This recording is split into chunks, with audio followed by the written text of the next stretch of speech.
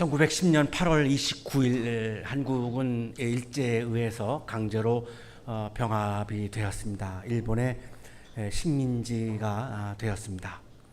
한국의 총리 대신 이완용과 일본의 3대 통감 데라우찌가 한일 병합 조약을 체결했습니다. 이 조약을 체결한 이후에 데라우찌는 이제 초대 조선 총독이 됩니다. 순종 황제는 8월 29일에 이 조약을 공식적으로 공포를 함으로 우리는 나라를 잃어버렸고 일본의 병합이 되고 말았습니다. 조약의 1조와 2조는 다음과 같습니다. 제1조 한국 황제는 한국 전부에 관한 일체의 통치권을 완전히 영구히 일본국 황제에게 양요한다. 제2조 일본국 황제는 양요를 수락하고 또 완전히 한국을 일본 제국에 병합하는 것을 승낙한다.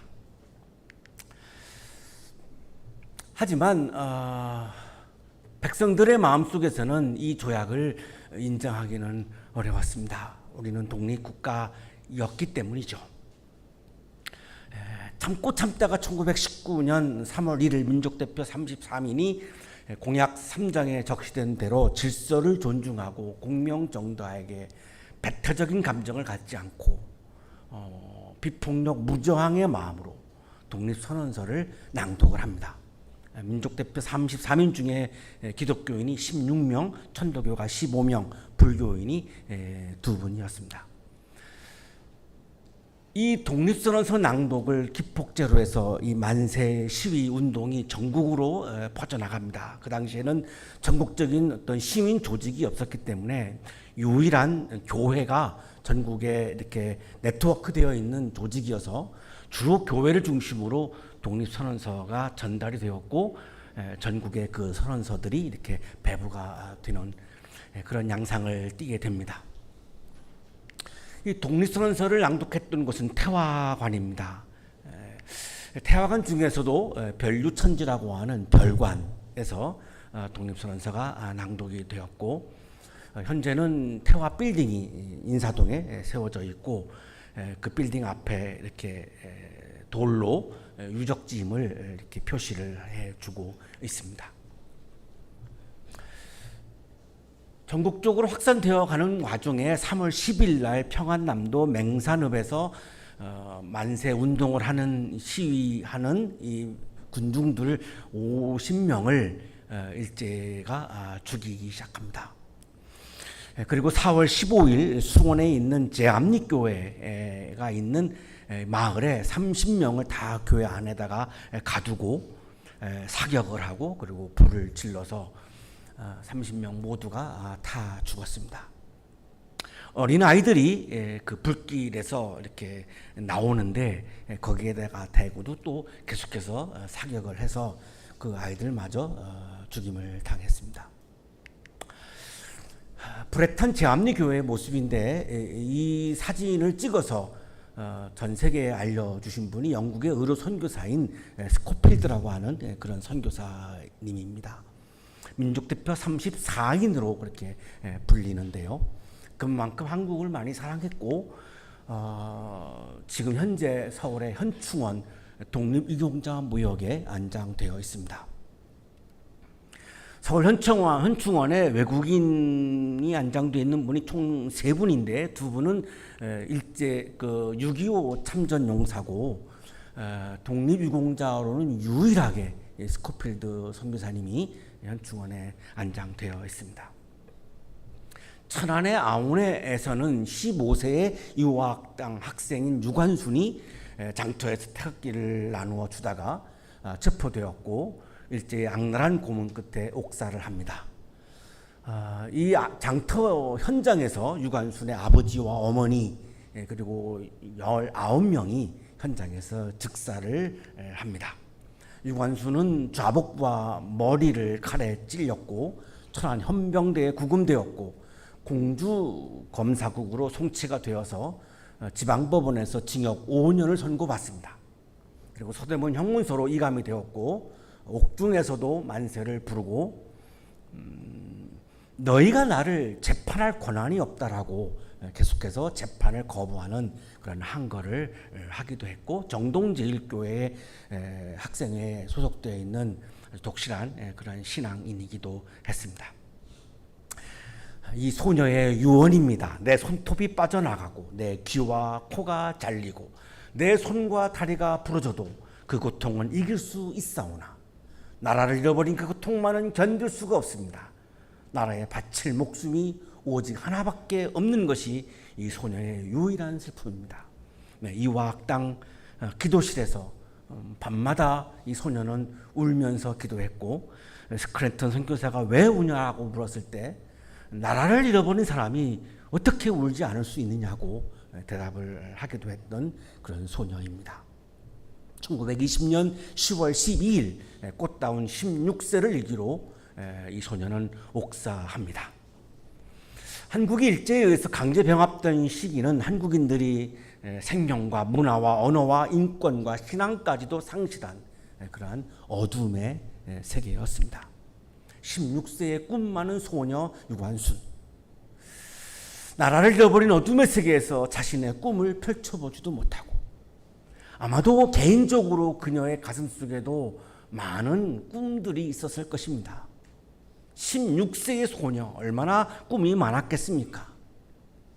나라를 잃어버린 상황이 아니었다면 그 꿈을 펼쳐나갔을 터였는데, 그러나 나라를 잃어버린 어둠의 세계에서 살았기 때문에 자신의 꿈을 펼쳐보지도 못하고 독립의 빛을 바라보다가 이 소녀는 숨을 멈추고 말았습니다.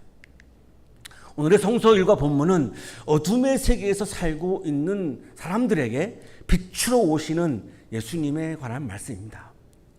어둠의 세계에서 살고 있는 사람들이 어떻게 하면 빛의 세계에서 살 수 있는가에 관해서 예수님이 우리들에게 말씀을 하시는 본문입니다. 오늘날도 우리는 모두 일부 어둠의 세계라고 하는 세계 속에서 살아갑니다. 하지만 그 어둠의 세계 속에서도 빛의 세계의 삶을 살 수 있다고 주님은 말씀하는 겁니다. 과연 어둠의 세계 속에서 어떻게 우리는 빛의 세계의 삶을 살아갈 수 있는가? 오늘 본문에 이 내용이 담겨 있는 말씀입니다. 예수님께서 요한이 잡혔다고 하는 말을 들으시고 갈릴리로 돌아가십니다. 이때는 유대가 로마의 식민지였습니다. 우리가 일제의 식민지였던 것처럼 유대도 이 당시에 로마의 식민지였습니다. 로마 황제는 2대 황제 티베리우스 황제였고, 로마 황제 위탁을 받아서 유대를 다스렸던 분봉왕은 헤롯 안티파스였습니다. 이 헤롯 안티파스는 로마 티베리우스 황제를 위해서 휴양 도시를 갈릴리에다가 세웁니다. 그 도시의 이름이 이 로마 황제의 이름을 따서 티베리아스라고 이렇게 명명을 했습니다. 유대인들은 노예가 되어서 이 도시 건설을 하는 데에 강제로 동원되었고 강제 노동에 시달립니다.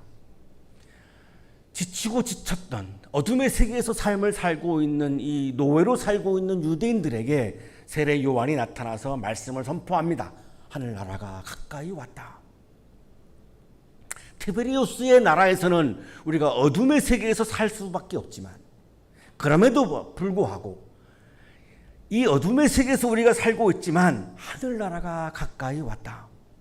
빛의 나라가 가까이 왔다. 빛의 세계가 가까이 왔다. 로마 황제는 로마 황제의 나라를 하늘나라라고 부르는, 하나님의 나라라고 부르는 이 세례 요한을 감옥에다가 넣습니다. 그리고 나중에 목을 뱁니다. 이때 예수님께서는 갈릴리로 가셨다는 겁니다. 왜 예수님께서는 갈릴리로 가셨을까? 13절에 힌트가 있습니다. 그는 나사렛을 떠나 스불론과 납달리 지역 바닷가에 있는 가버나움으로 가서 사셨다. 스불론과 납달리라고 하는, 그냥 일반적으로 가버나움이라고 하는데 이 13절은 스불론과 납달리 지역에 있는 가버나움이라고 말하면서 스불론과 납달리를 강조합니다. 강조하는 이유가 있습니다.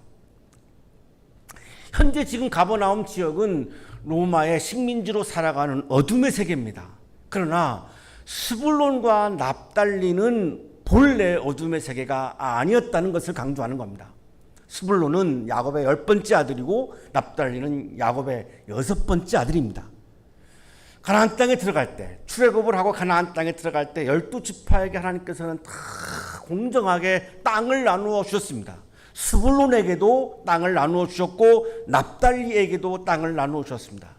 그렇다면 스불론의 땅은, 납달리의 땅은 로마 황제의 땅이 아니고 하나님이 유대인들에게 선물로 허락해 주셨던 자유의 땅이었던 것입니다. 예수님은 스불론과 납달리 땅으로 가시는 이 퍼포먼스를 통해서 이 땅은 로마의 땅이 아니고 하나님의 땅이요, 하나님이 유대인들에게 주신 선물의 땅, 자유의 땅임을 지금 행동으로 말씀하고 있는 것입니다. 마치 일제강점기의 경성을 우리가 한성이라고 부른 것과 유사합니다. 본래 조선의 수도 이름은 한양입니다. 조선을 세우면서 한양을 수도로, 서울로 그렇게 세웠습니다. 후에 한양은 새 도읍지의 땅의 이름으로 이제 정착이 되고 한성이라고 하는 이름이 수도 이름으로 이렇게 세워지는데, 일제강점기 때에는 조선 총독부가 한양을 한성을 경성으로 바꿉니다. 수도의 위상을 훼손시킨 것이고 이 조선의 정신을 애써서 훼손시키고 있는 그런 대목입니다. 공식적으로는 경성이지만, 그렇지만 백성들은 마음속에 늘 한양과 한성이라고 하는 이름이 남아있던 것입니다. 유대인들에게는 스불론과 납달리라고 하는 이 땅의 이름이, 자유의 땅의 이름이 언제나 유대인들의 마음속에 남아있던 것입니다. 그래서 예수님은 지금 스불론과 납달리 땅으로 가고 계시는 겁니다. 이 땅은 본래 하나님이 12지파에게 주신 선물의 땅이요, 자유의 땅임을 강조하시는 것입니다. 자, 이러한 퍼포먼스는 예언자 이사야를 시켜서 하신 말씀을 이루시려는 것이다 라고 말씀합니다. 스불론과 납달리 땅, 요단강 건너편 바다로 가는 길목, 이방 사람들의 갈릴리, 어둠에 앉아있는 백성이 큰 빛을 보았고 그늘진 죽음의 땅에 앉은 사람들에게 빛이 빛이었다. 예수님께서 왜 스불론과 납달리 땅으로 가실까요? 예수님은 빛이시라는 겁니다. 어둠의 땅인 스불론과 납달리 땅에 환한 빛을 비추시기 위해서 예수님은 지금 스불론과 납달리 땅으로 가신다는 것입니다. 이 말씀은 이사야 9장 1절 2절에 예언이 되어 있습니다. 스불론과 납달리 땅은 어둠의 땅이지만 큰 빛이 나타나서 이 어둠의 땅에 큰 빛이 비추어서 이 땅은 빛의 세계로 변화한다라고 하는 말씀이 이사야 9장 1절 2절에 기록되어 있습니다. 하나님께서는 유대인들에게, 스불론과 납달리의 땅에 살고 있는, 어둠의 땅에 살고 있는 유대인들에게 예수님을 통해서 큰 빛을 비추셔서 바로 이 이사야의 말씀을 지금 이루어 가시기 시작한 것입니다. 우리가 살아가면서 우리가 눈으로 보면서 판단하는 것 이상으로 진행되는 역사들이 있습니다. 내 눈앞에 펼쳐지는 이 역사의 모습, 그래서 내가 이렇게 예상을 해보지만, 그러나 내 예상은 빗나갈 때가 많고 내가 눈앞에서 보고 있는 그 역사 너머의 역사가 진행될 때가 상당히 역사에는 많습니다. 당시 눈앞에 펼쳐지는 역사의 상황은 로마 황자와 유대 분봉왕 헤롯 안티파스의 폭정이 심해서 유대인들이 어둠 속에서 고통을 받고 있는 역사입니다. 어둠의 땅에서 살고 있는 유대인들의 삶의 모습입니다. 유대인들이 살고 있는 땅은 분명히 어둠의 땅입니다. 그것이 눈앞에 보이고 있는 현실입니다. 그러나 로마의 권력이 아무리 강해도, 헤롯 안티파스의 권력이 아무리 강해도 하나님의 주권을 이길 수는 없습니다. 말씀에 나타나 있는 하나님의 구원의 계획을 거스르거나 좌절시킬 수는 없습니다. 하나님께서 로마의 권력을, 헤롯의 권력을 무너뜨릴 수는 있지만 로마의 권력이, 헤롯의 권력이 하나님의 권력을, 하나님의 주권을, 하나님의 계획을, 하나님의 구원 사역을 중단시킬 수는 없습니다. 지금 이 역사가 눈앞에는 보이지 않지만 예수님께서 스불론과 납달리 땅으로 가시는 행위를 통해서 이미 이 사건이 지금 시작되어지고 있는 것입니다. 하나님께서는 어둠의 세계 속에서 살고 있는 유대인들에게 생명의 빛, 자유의 빛, 해방의 빛, 사랑의 빛을 비추어 가기 시작하셨습니다. 여기에서 빛이란 무엇일까? 예수님은 빛으로 오셨다라고 할 때 이 빛이란 무엇일까가 굉장히 궁금한 점입니다. 도널드 해거너의 도움을 받습니다. 이 주석가는 이 빛은 예수님을 통해서 이루어가는 하나님의 나라의 임재를 의미한다고 설명해 줍니다. 빛으로 오시는 예수님이라고 하는 말씀은 예수님을 통해서 오는 하나님의 나라의 임재를 의미한다고 설명을 해주고 있습니다. 어둠의 세계에 빛의 세계가 도래하고 있는 것입니다. 로마 황제의 나라에 하나님의 나라가 도래하고 있는 것입니다. 그것을 큰 빛이신 예수님을 통해서 하나님은 이루어가고 계시는 것입니다. 갈릴리 사람들은 현재 로마의 노예입니다. 분명히 어둠 속에 거하고 있습니다. 인간다운 삶을 상실했습니다. 비인간적인 삶을 살아가고 있습니다. 어둠의 나라에는 따뜻한 사랑이 없습니다. 약자를 돌보는 정의도 없습니다. 인간으로서 최소한의 인권을 보장해주는 자유도 없습니다. 이러한 어둠 속에 큰 빛이 나타나셨습니다. 그 큰 빛은 바로 예수 그리스도라고 오늘 본문은 말씀하고 있는 것입니다. 그렇다면 예수님을 받아들이는 사람들은 하나님의 나라를 받아들이게 될 것이고, 예수님을 받아들이는 사람은 어둠의 세계 속에서도 주님이 주시는 빛의 세계, 하나님의 나라에서 지금 여기에서도 살 수 있음을 말씀하고 있는 것입니다. 빛으로 오신 예수님께서 빛의 세계 속에서 살아갈 수 있는 방법에 대해서 말씀을 하십니다. 이것이 예수님의 마태복음 첫 설교입니다. 어둠의 세계에서 살고 있는 우리가 어떻게 하면 빛의 세계 속에서 살 수 있을까? 여기에 대해서 예수님이 첫 일성은 회개하라라고 말씀합니다. 회개해야 어둠의 세계 속에서도 빛의 세계의 삶을 살 수 있다는 것입니다. 회개란 도덕적으로 저지른 잘못을 뉘우치는 것이 아니고 삶의 방향을 전환하는 것입니다. 많은 분들이 이것을 설명을 하시는데 더글라스 존 홀이라고 하는 신학자가 가장 우리가 알아듣기 쉽게 아주 좋은 설명을 해주고 있습니다. 성서에 나오는 말 메타노이아는 보통 회개로 번역되지만 이 말은 여러모로 오해를 낳을 수 있다. 메타노이아는 존재가 완전히 뒤바뀌는 것, 변혁되는 것, 다른 길에 서는 것, 안에서부터 밖까지 완전히 변화하는 것을 뜻한다.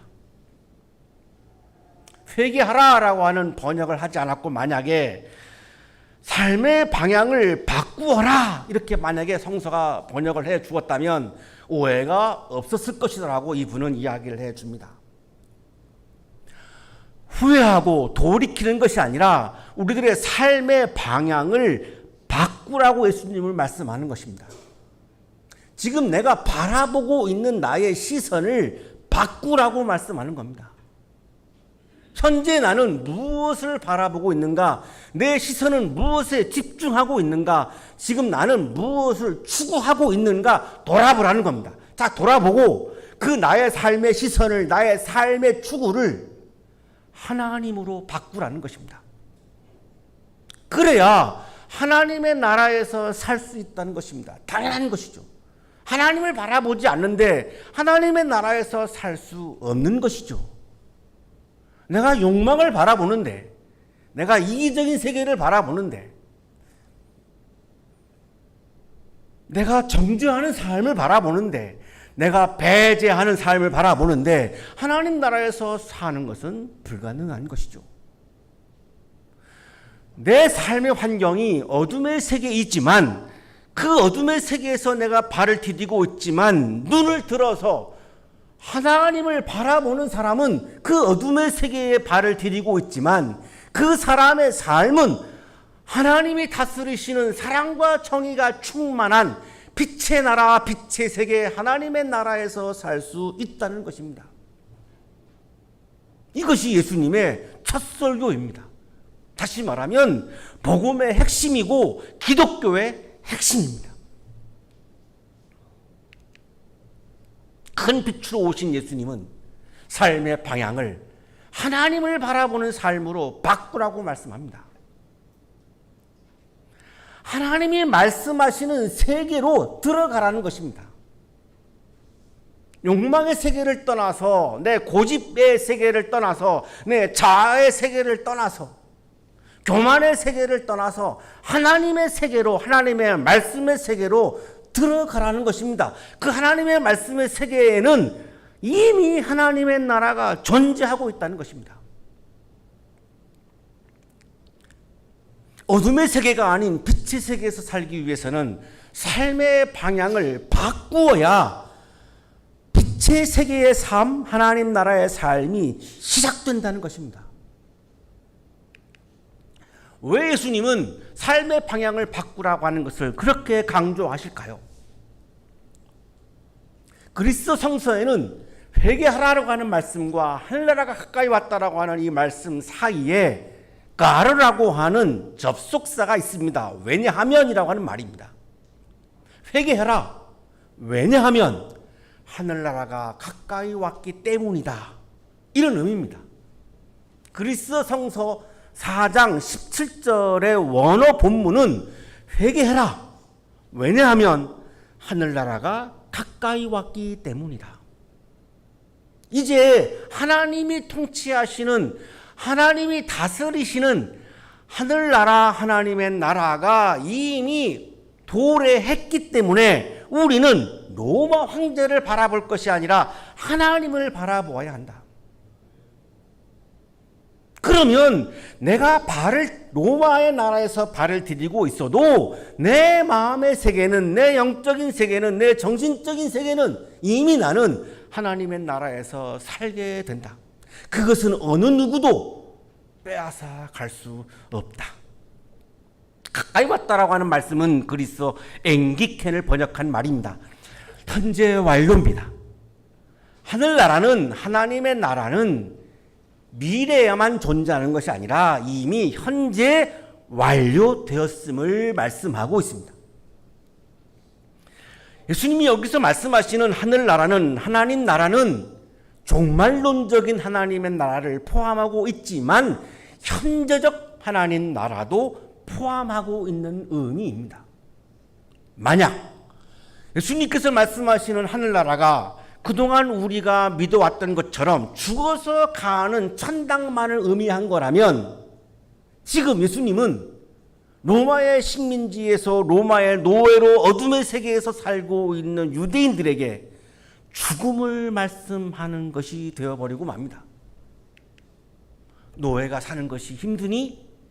그래, 조금만 참아라. 죽으면 천당 가잖아.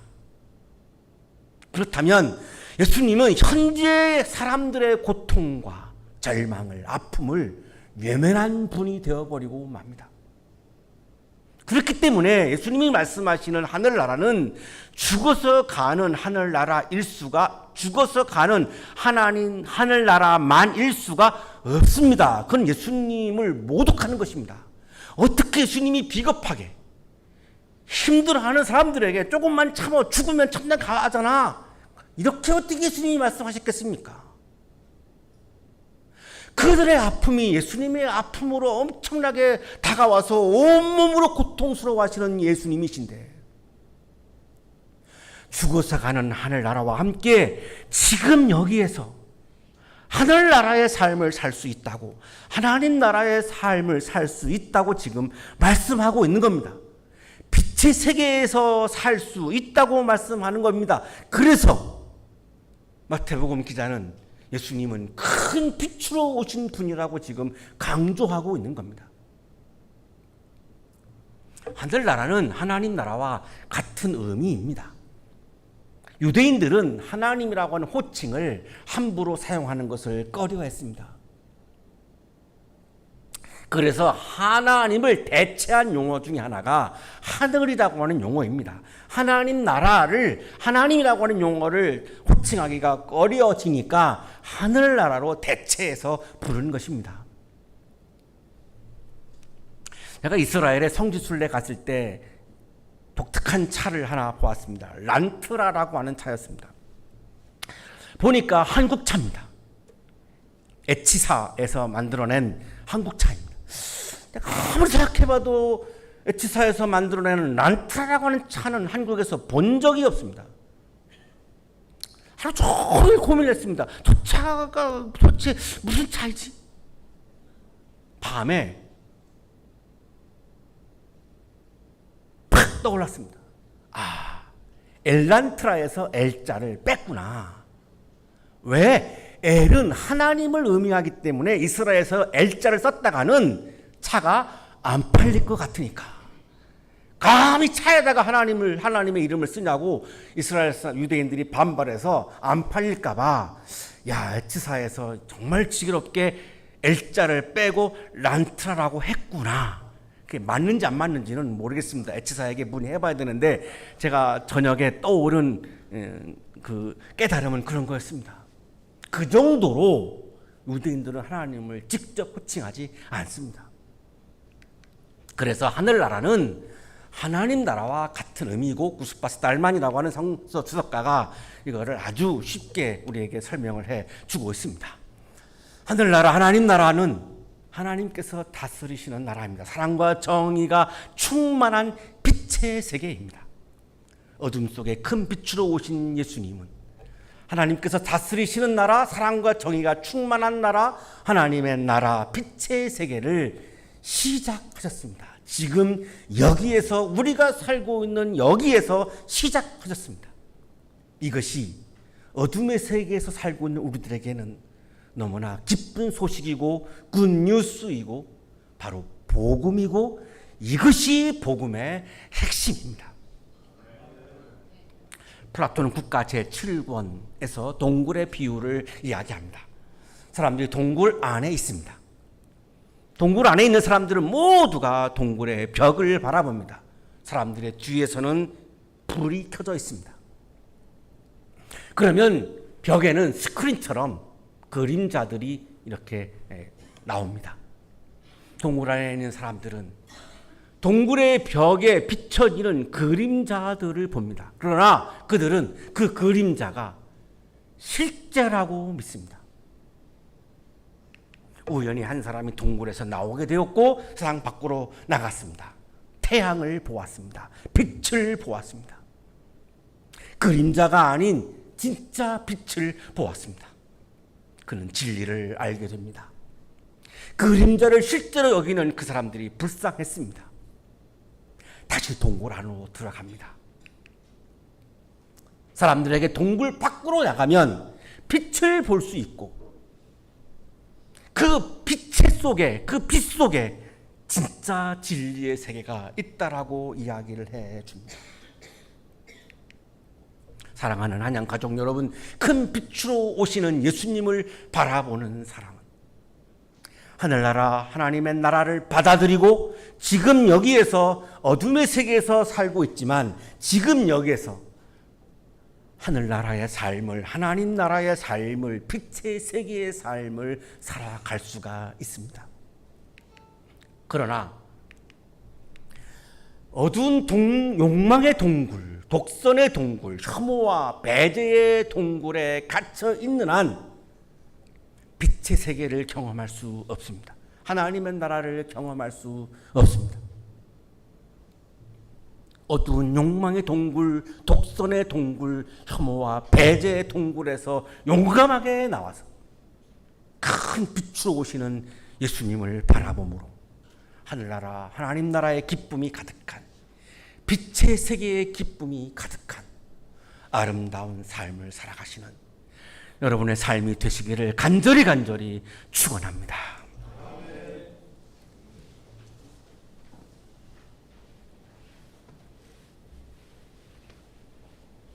어둠의 세계에서 힘겹게 살아가고 있는 우리들을 불쌍히 여겨 주옵소서. 고통과 아픔 속에서 눈물을 흘리며 살아가고 있는 어둠의 세계에서 살고 있는 우리들을 긍휼히 여겨 주옵소서. 주님, 우리들에게 믿음의 눈을 주셔서 어둠의 동굴에서 나와 빛으로 오시는 예수님을 바라보며 우리들의 삶을 예수님을 향한 삶으로, 하나님을 향한 삶으로, 주님의 말씀을 향한 삶으로 전환하는 용기를 허락하여 주옵소서. 그래서 빛으로 오시는 예수님을 만나고 환하게 빛을 비춰주시는 주님이 주시는 은총을 받으며 이 어둠의 세계 속에서도 빛의 세계의 삶을 아름답게 살아가도록 은혜를 부어 주시옵소서. 예수 그리스도의 이름으로 기도하옵나이다. 아멘.